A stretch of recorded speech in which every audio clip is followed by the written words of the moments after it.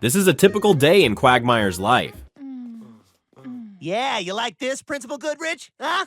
Remember when you once suspended me for showing my wiener in school? A chaotic, absurd, and morally questionable journey filled with a few particularly infamous intimate encounters. While he has slept with over 1,000 women, we will focus in detail on the most notorious, bizarre, or emotionally impactful episodes of his sexual escapades, providing the full scope of the madness that surrounds Glenn Quagmire. Loretta Brown, Cleveland's ex-wife. Quagmire's affair with Loretta Brown is a stark example of his disregard for loyalty. Loretta, the ex-wife of Cleveland, one of Quagmire's closest friends, becomes involved with him purely out of lust. Their tryst occurs in Cleveland's own house, adding insult to injury and demonstrating Quagmire's willingness to sacrifice friendships for momentary pleasure. What was that? Shut up and put some more of that sugar in my bowl. The encounter is raw and animalistic, void of any emotional connection. It's as if the taboo nature of the act fuels Quagmire's excitement. The fallout is devastating, leading to Cleveland leaving town. This event stands out as one of Quagmire's most selfish and destructive moments, highlighting his compulsive behavior and lack of remorse. Oh, hey Cleveland, I was just leaving you a message. You violated the sanctity of my marriage. Charmaine, the drunken marriage. During a reckless alcohol-fueled night in Las Vegas, Quagmire impulsively marries Charmaine, a prostitute known for her brash personality and unapologetic lifestyle. Who the hell are you? Who the hell do you think I am, sweetie? Oh no, you mean... That's right, baby. As of last night, we're man and wife. The morning after, Quagmire finds himself horrified by his decision and immediately starts plotting an escape. He goes to ridiculous lengths to dissolve the marriage, attempting deception, role-playing, and desperate antics. I crave your groin. Yes, and I cannot wait to intertwine our bodies and make each other's fingers smell terrible. Enough! Kiss each other! Oh yeah, that was so hot. Just like we always do. Now take off each other's clothes! Despite these absurd efforts, Charmaine proves to be more grounded than expected and eventually calls off the marriage herself. Glenn, you're obviously not gay. No, Glenn, you're not. I see that now. And the truth is, if you're willing to go this far to get a divorce, then maybe we shouldn't be married after all. Give you your divorce. You're off the hook. Their single night together is filled with chaotic passion, underscoring Quagmire's recklessness and his inability to face real-world consequences. The experience adds another notch to his long list of poor life choices, reflecting his chronic impulsivity. Cheryl Tiegs, the true love. Cheryl Tiegs is not just another conquest. She is the embodiment of what Quagmire believes he wants, but is ultimately incapable of sustaining. Their romance begins with unusual sincerity. He treats her with genuine respect, curbing his usual innuendos and trying his best to behave like a decent partner. The intimacy they share is meaningful, marked by moments of vulnerability and emotional exposure. Glenn, these past few weeks have been amazing. I think I'm falling in love with you. I know, I feel the same way. If this is the kind of joy the 80s has in store for me, I'm ready. Yet, even as he experiences something real, Quagmire's insecurities gnaw at him. His jealousy and immature reaction sabotage the relationship, culminating in an embarrassing public outburst. Cheryl, fed up, walks away. Her departure leaves Quagmire visibly shattered, offering a rare moment where the consequences of his flaws hit him emotionally.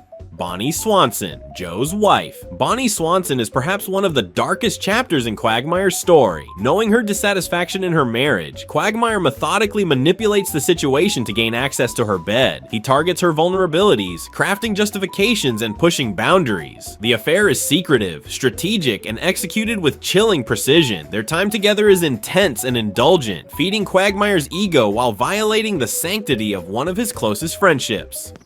Joe, you gotta help me. You gotta help me get laid. What are you talking about, Quagmire? I gotta get laid. You gotta help me get laid. I've never had sex. What do you mean? You've had sex 1,000,000 times. Oh, that's all bluster. I just talk big for the fellas. I'm a virgin, Joe. I don't want to die a virgin. Help me, please. Let me have sex with Bonnie. I guess so. For my friend, on our last day on Earth. You're a good man, Joe Swanson. What makes this encounter particularly egregious is the betrayal of Joe, a man confined to a wheelchair who considers Quagmire a friend. The entire affair serves as a brutal reminder of how far Quagmire is willing to go in pursuit of pleasure. How was your first time? Oh, I've had sex lots of times. I just wanted to have it again. Screw you. Who else but Quagmire? Lois Griffin, alternate timeline. In an alternate reality caused by a time-traveling accident, Lois Griffin ends up marrying Quagmire instead of Peter. In this version, Quagmire embraces domestic life. Hey, Lois, I'm ready for your pie. And you made dessert, too. Oh! Oh, Glenn, I love all your sex jokes and your dirty puns. That's why I married you. Let's go upstairs and do it. Okay! Surprising everyone with his capacity for stability and affection. The relationship is surprisingly balanced, filled with shared laughter, emotional connection, and, of course, passionate intimacy. What can I say? I'm a vegetarian. Oh!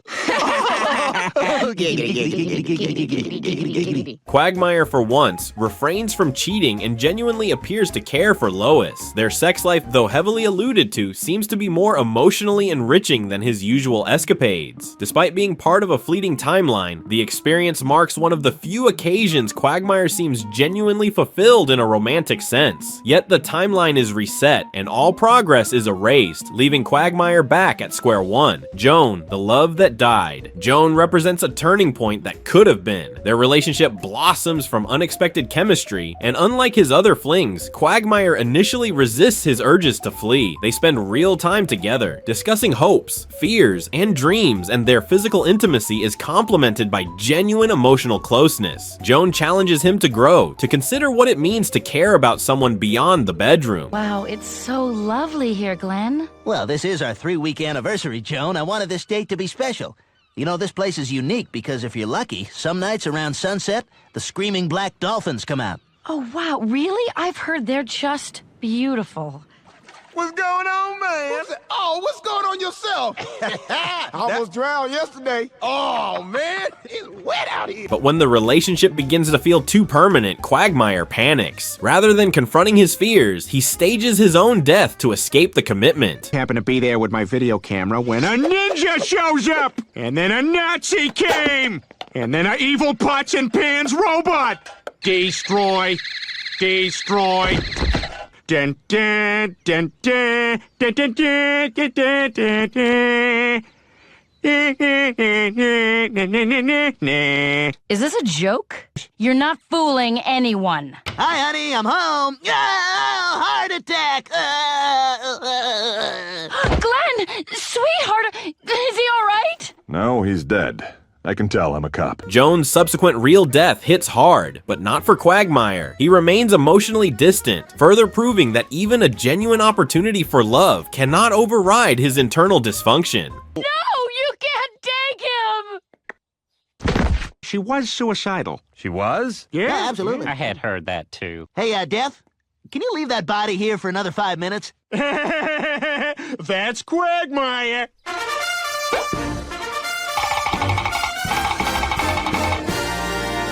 Sonia, the psycho lover. Sonia is not just another strange fling, she is Quagmire's twisted mirror. Their first meeting involves her drugging him. I really wanted to make sure. Oh my God, you roofied me? And instead of being disturbed, Quagmire is intrigued. I'm in love.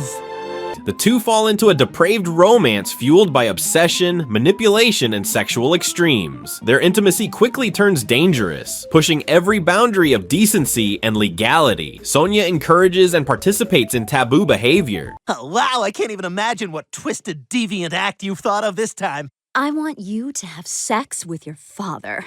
What? Yep, and I'm gonna watch. Hi, Glenn. Are you crazy? No way! Glenn, remember, the thing we love most about each other is that we push each other way beyond our normal boundaries. And Quagmire, enthralled, follows her lead. Their connection becomes increasingly unstable, with moments of disturbing violence and dark psychological games. Sonia eventually threatens his safety and others, and Quagmire is forced to confront the reality of what he's become. It is a harrowing experience that leaves scars, mental and emotional, exposing the depths of his depravity. What's this? We got company? Please. Do you think I'm afraid of you? Everybody just shut up! You idiots should have minded your own business. Don't come any closer or I'll shoot you. Oh, I swear to God, you get 1 inch closer to me and I'm gonna shoot you. What the hell? Like I said, you're going to jail. Sujin, the one that almost was. Sujin stands apart from Quagmire's typical women. She is kind, nurturing, and has no interest in his reputation. Their meeting in Korea sparks an earnest romance. And for the first time, Quagmire contemplates a serious lifestyle change. Living with Sujin's extended family presents cultural shocks and daily challenges, but also offers a sense of belonging he's never felt. I'm not gonna make the same mistake American Johnny did. I'm staying here. Their intimacy is slow, respectful, and filled with genuine care. An alien experience for someone used to one-night stands. Quagmire entertains the idea of marrying her, of building a quiet life far from Quahog, yet, in the end, he can't follow through. The pull of his old habits is too strong, and he walks away from what might have been his salvation. Sujin remains the embodiment of the path not taken. What I'm trying to say is, guys, I'm coming back to Quahog with you. You are? Oh, that's great! Wait, won't that upset Sujin and your new Korean family? What, are you kidding? They all got to be in a K-pop song. That's all anyone here wants. Look, great-grandma is so happy she finally died and became a ghost. Tinder addiction. Arc Quagmire's descent into Tinder is a modern tragedy of lust and loneliness. Initially skeptical of online dating, he quickly becomes obsessed with the swipe mechanic, turning it into a numbers game. He spirals into compulsive behavior, meeting dozens of women weekly. The encounters blur together, some funny, some grotesque, and some bordering on the surreal.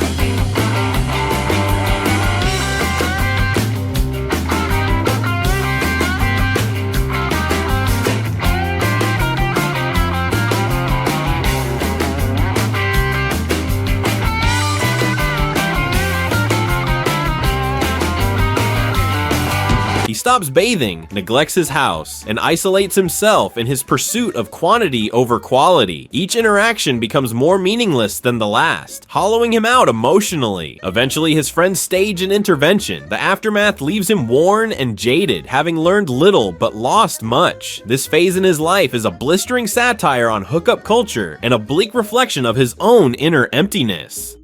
Come on, Quagmire, this is a real girl right in front of you. Just pick her up and take her home. You don't need your phone. Don't listen to him. I'm all you need. Are you really gonna listen to a phone over me? God, I don't know why I do this anymore. Don't give up, miniature Quagmire. This is exactly why you got into the over-the-shoulder advice business.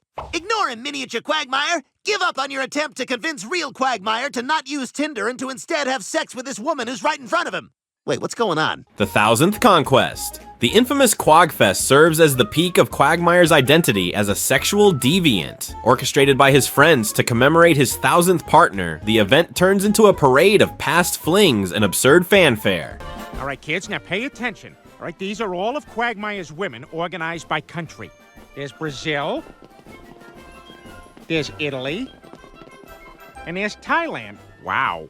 Wow, they're young. We should go. As the festivities climax, Quagmire achieves the milestone in the most ridiculous fashion imaginable, with a largemouth bass. This moment, bizarre and grotesquely comedic, distills his entire persona into one surreal act. It's a perfect summary of his excess, his detachment from reality, and the sheer absurdity of his life. Rather than celebrate, the event inadvertently underscores the hollowness of his achievement.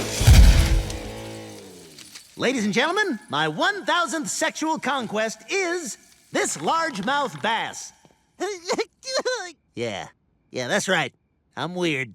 From the disturbingly immoral to the strangely sincere, Quagmire's sexual history is vast, grotesque, and occasionally touching. Each of these encounters not only defines his character, but also reflects different aspects of human and inhuman relationships. Whether it's betrayal, addiction, or rare moments of emotional truth, these stories form a mosaic of one of television's most debauched characters. In the end, Quagmire remains unchanged, an embodiment of unchecked desire, comic exaggeration, and a dark reflection of social taboos.